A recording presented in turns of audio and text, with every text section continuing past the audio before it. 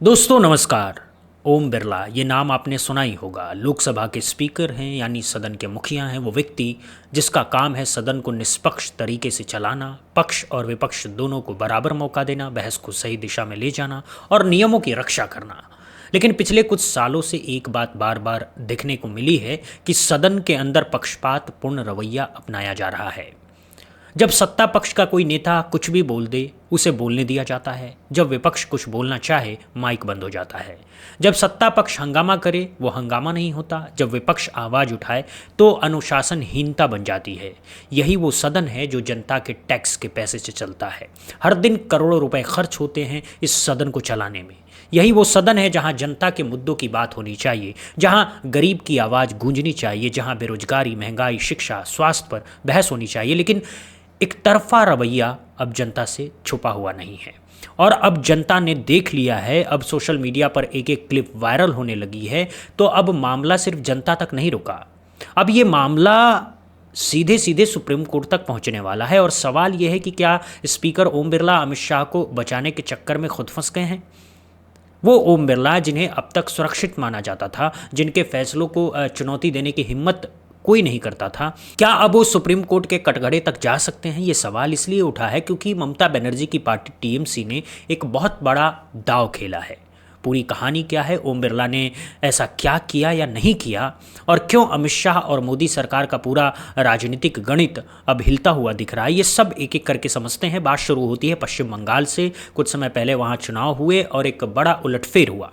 ममता बनर्जी की party TMC हार गई और बीजेपी की सरकार बन गई। नए मुख्यमंत्री बने शुभेंदु अधिकारी।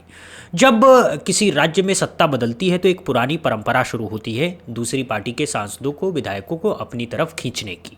ये कोई नई बात नहीं है। भारतीय जनता पार्टी में ये खेल दशकों से चलता रहा है, लेकिन बीजेपी ने इस खेल को एक अलग ही स्तर पर पहुंचा दिया है। बीजेपी के अपने ही कुछ नेता कह चुके हैं कि जितना पैसा एक विधायक अपने पूरे 5 साल के कार्यकाल में कमा सकता है उससे ज़्यादा उसे एक बार में ऑफर कर दिया जाता है, बस पाला बदल। इसी खेल का शिकार बनी टीएमसी। बंगाल चुनाव में हारने के बाद टीएमसी के पास 28 सांसद बचे थे, लेकिन धीरे धीरे इनमें से 20 सांसदों ने पाला बदल लिया। जो नेता कभी बीजेपी के गुंडे की पार्टी कहा करते थे, कभी बीजेपी को घुसखोर कहा करते थे, कभी बीजेपी के खिलाफ मंच से आग उगला करते थे, वही आज मोदी की तरफ में कसीदे पड़ रहे हैं।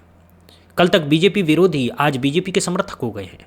राजनीति में विचारधारा कैसे बदल जाती है इससे अच्छा उदाहरण नहीं मिलेगा आपको। लेकिन इन 20 सांसदों ने डायरेक्ट बीजेपी में शामिल होने के बजाय एक चालाकी की। उन्होंने कहा कि हम सीधे बीजेपी में नहीं जाएंगे, हम एनसीपीआई नाम की एक छोटी सी पार्टी में विलय करेंगे और वो एनसीपीआई पार्टी बीजेपी के साथ मिलकर के काम करेगी। एनसीपीआई एक बहुत छोटी पार्टी है जिसका काम ज़्यादातर लोगों ने सुना भी नहीं होगा। ये पार्टी 2-3 साल पहले बनी थी। इसके पास कोई ख़ास सांसद नहीं थे, कोई ख़ास पहचान नहीं थी। अचानक इसमें 20 सांसद आकर के घुस गए। एक अनजान सी पार्टी के पास रातों रात 20 सांसद हो गए और वो पार्टी अब एनडीए के साथ मिलकर के काम करने का ऐलान कर रही है। पूरा गणित एकदम सीधा है। टीएमसी हारी, 20 सांसद खींच लिए गए, एनसीपीआई में विलय हुआ और अब वही 20 सांसद बीजेपी की ताकत बन गए हैं। लेकिन ये पूरा खेल इतना आसान नहीं है दोस्तों, क्योंकि बीच में एक कानून है जिसे कहते हैं दल बदल कानून। भारतीय संविधान में साफ लिखा है कि अगर कोई सांसद या विधायक एक पार्टी से दूसरी पार्टी में जाता है तो उस पर दल बदल कानून लगता है और उसकी सदस्यता जा सकती है। इस कानून का मकसद था कि नेता खरीदे बेचे ना जाएं, राजनीति में स्थिरता बनी रहे और जनता जिसे चुन करके भेजती है वो अपनी पार्टी बदल बदल करके पैसा न बनाए। लेकिन इस कानून में एक बहुत बड़ा छेद भी है। अगर किसी पार्टी के 2/3 सांसद एक साथ पाला बदलते हैं तो उन पर दल बदल कानून नहीं लगेगा। मतलब अगर 10 में से 7 सांसद एक साथ जाएं तो सबकी सदस्यता बच जाती है। इसी छेद का फ़ायदा उठाने के लिए 20 सांसदों को एक साथ खींचा गया, क्योंकि 28 में से 20 का मतलब है 2/3 से ज़्यादा, यानी दल बदल कानून नहीं लगेगा। सबकी सदस्यता सुरक्षित रहेगी और सब आराम से बीजेपी के साथ काम कर सकेंगे। कागज पर यह गणित बहुत सुंदर लगता है, लेकिन असली दिक्कत यहीं शुरू होती है दोस्तों। इन 20 सांसदों की सांसें आज भी अटकी हुई है, क्योंकि अगर इनमें से 1-2 सांसद भी बीच में निकल गए तो 2/3 का आंकड़ा नीचे चला जाएगा और जैसे ही 2/3 का आंकड़ा टूटा सब पर दल बदल कानून लग जाएगा, सबकी सांसदी खत्म हो जाएगी। एक झटके में पूरा गेम पलट सकता है। बस 2 सांसद निकले और सारा किला ढह जाएगा। और ऐसा हो सकता है क्योंकि अंदर की खबरें कह रही हैं कि इन 20 में से 3 मुस्लिम सांसद पहले निकलने की तैयारी में थे।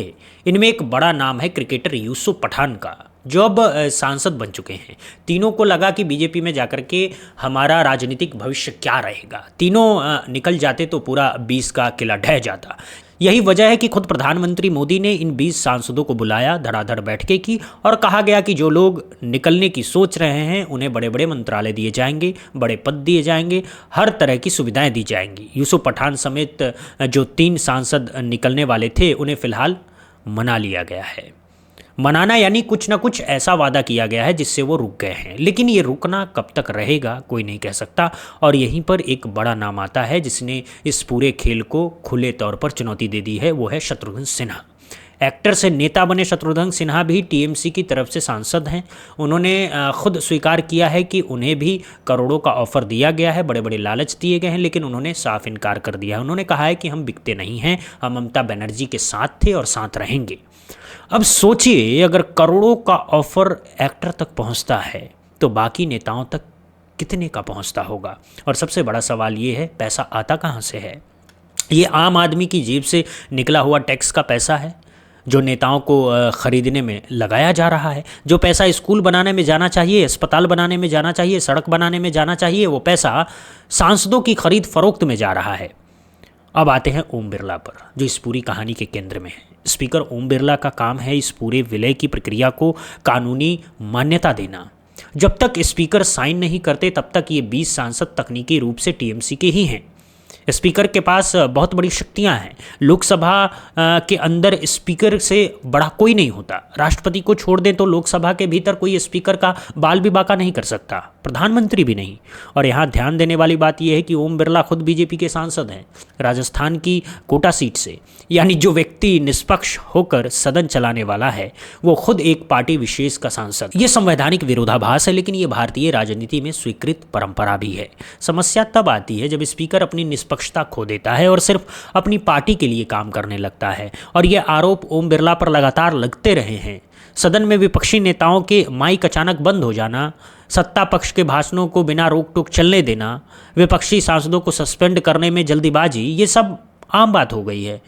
एक बार तो एक साथ इतने विपक्षी सांसदों को सस्पेंड कर दिया गया कि विपक्ष लगभग खाली हो गया और सरकार अपने बिल आराम से पास करती है। ये संसदीय लोकतंत्र का मजाक है। संसद में विपक्ष का होना ज़रूरी है ताकि बहस हो सके, ताकि सरकार पर सवाल उठ सके, ताकि जनता को दोनों पक्ष सुनने को मिले। लेकिन जब स्पीकर का काम विपक्ष को चुप कराना बन जाए तो लोकतंत्र सिर्फ नाम का रह जाता है। अब इसी ओम बिरला के पास 19 जून को अभिषेक बनर्जी पहुंचे। अभिषेक बनर्जी ममता बनर्जी के भतीजे हैं और टीएमसी के बड़े नेताओं में गिने जाते हैं। उन्होंने ओम बिरला से मिलकर के मांग की है कि जो 20 सांसद टीएमसी से भाग करके गए हैं उन पर दल बदल कानून लगाया जाए और उनकी सांसदी छीनी जाए। तर्क साफ है, ये सांसद टीएमसी के टिकट पर, टीएमसी के चुनाव चिन्ह पर, टीएमसी के नाम पर चुनाव जीते थे। अब अगर ये पाला बदल रहे हैं तो जनता के साथ धोखा है। जनता ने इन्हें टीएमसी के लिए चुना था, बीजेपी के लिए नहीं चुना था। इनकी सांसदी तत्काल खत्म होनी चाहिए। अभिषेक बनर्जी ने ओम बिरला से मुलाकात की, अपनी बात रखी और इंतजार करने लगे, लेकिन ओम बिरला ने कोई फैसला नहीं लिया।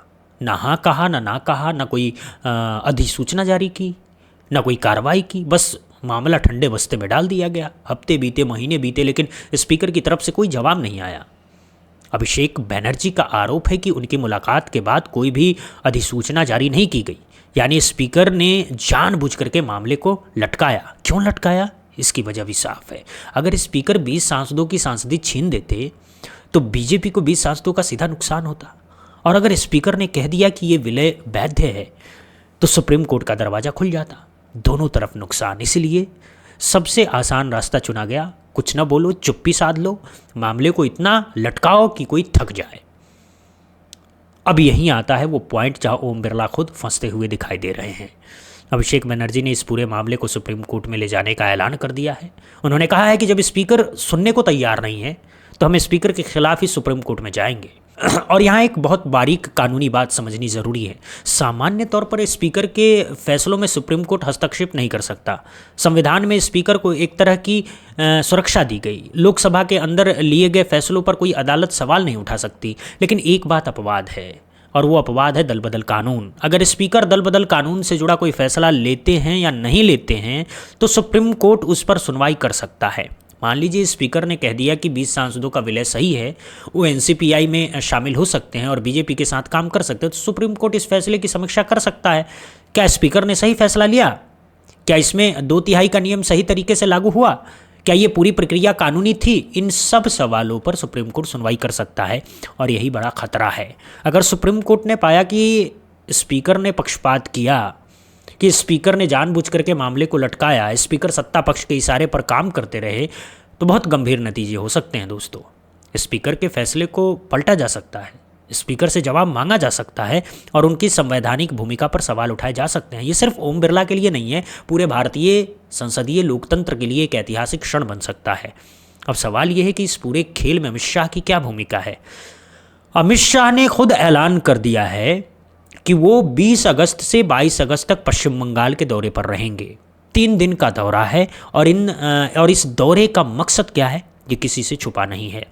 टीएमसी के जो 8 सांसद अभी भी बचे हुए हैं उनमें से भी कुछ को खींचने की कोशिश होगी, क्योंकि जितने ज़्यादा सांसद टूट कर आएंगे उतना ही 20 सांसदों का किला मजबूत होगा। अगर 20 की जगह 22-23 सांसद हो गए तो 1-2 के निकलने पर भी 2/3 का आंकड़ा नहीं टूटेगा। यही अमित शाह की पूरी रणनीति है और यही मोदी सरकार का बड़ा गणित छिपा हुआ है। इस पूरे 20 सांसदों वाले खेल का असली मकसद क्या है ये समझना बहुत ज़रूरी है। लोकसभा में बहुमत के लिए 272 सीटें चाहिए। बीजेपी अकेले अपने दम पर बहुमत तक नहीं पहुंच पाई थी, उसके पास लगभग 240 सीटें हैं। एनडीए के कुल मिलाकर के 293 सांसद हैं। इसमें सबसे बड़ी हिस्सेदारी चंद्रबाबू नायडू की टीडीपी की है, जिसके पास 16 सांसद हैं। अभी तक बीजेपी का सबसे बड़ा डर था कि अब चंद्रबाबू नायडू ने साथ छोड़ दिया तो 16 सांसद कम हो जाएंगे और सरकार बहुमत के करीब आ जाएगी। इसलिए मोदी और अमित शाह चंद्रबाबू नायडू को खुश रखने में लगे रहे हैं। उनके राज्य के लिए 18 से 20 हजार करोड़ के एयरपोर्ट प्रोजेक्ट का ऐलान कर दिया है, बड़े बड़े पैकेज दिए हैं। लेकिन अब आंध्र प्रदेश में भी छात्र आंदोलन शुरू हो गया है और चंद्रबाबू नायडू के बेटे नारा लोकेश जो शिक्षा मंत्री हैं निशाने पर हैं। अगर चंद्रबाबू नायडू ने कल को दबाव में आकर के एनडीए छोड़ दिया तो बीजेपी को 20 सांसदों की जरूरत पड़ेगी उस नुकसान की भरपाई के लिए। यही वो 20 सांसद हैं जिन्हें टीएमसी से खींचा गया है। मतलब पूरा गणित एकदम फिट है। एक तरफ से 16 गए तो दूसरी तरफ से 20 आ गए। कुल मिलाकर के 293 सांसद जो अब तक 20 और जोड़ करके जुड़ने से 313 तक पहुंच जाएंगे। यानी बीजेपी के पास इतना कुशन हो जाएगा कि चंद्रबाबू नायडू भी जाएं तो कुछ ना होगा। यह है अमित शाह का असली चाणक्य गणित। लेकिन इस पूरे गणित की एक कमज़ोर कड़ी है और वो ये है कि 20 सांसदों की सांसदी जो अभी भी हवा में लटकी हुई है, अगर ओम बिरला ने विलय को मंजूरी दे दी और सुप्रीम कोर्ट ने उसे पलट दिया तो 20 सांसद एक झटके में गायब हो जाएंगे। और अगर 20 सांसद गए तो बीजेपी के पास वो कुशन नहीं बचेगा। तब चंद्रबाबू नायडू के जाने से सरकार सच में खतरे में आ जाएगी। यही डर है जो पूरी बीजेपी के अंदर बैठा हुआ है और यही वजह है कि अमित शाह खुद बंगाल जा रहे हैं, प्रधानमंत्री मोदी बैठ के कर रहे हैं और ओम बिरला मामले को लटका रहे हैं। सब एक ही मकसद के लिए, इस 20 सांसदों वाले किले को किसी भी कीमत पर बचाना है। लेकिन जनता की आंखें अब खुल चुकी हैं। सोशल मीडिया पर एक एक क्लिप वायरल हो रही हैं। कैसे स्पीकर विपक्ष की बात नहीं सुनते, कैसे सत्ता पक्ष को खुला मैदान मिलता है, कैसे सांसदों को खरीदा जाता है, कैसे पार्टी बदलने पर करोड़ों रुपए मिलते हैं।